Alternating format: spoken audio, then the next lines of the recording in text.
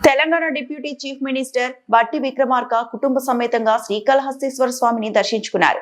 వీరిని ఆలయ అధికారులు దక్షిణ గోపురం వద్ద వేద పండితులతో పూర్ణ కుంభంతో స్వాగతం పలికి ప్రత్యేక స్వామి అమ్మవార్ల దర్శన ఏర్పాట్లు నిర్వహించగా తెలంగాణ ఉప ముఖ్యమంత్రి జ్ఞాన ప్రసూనామ సమేత వాకిలింగేశ్వర్ని దర్శించుకున్నారు. దర్శన అనంతరం మృత్యుంజయాల ప్రాంగణం వద్ద వేద పండితులు ఆశీర్వచనం ఇవ్వగా స్వామి అమ్మవార్ల తీర్థ ప్రసాదాలు అందజేసిన ఆలయ అధికారులు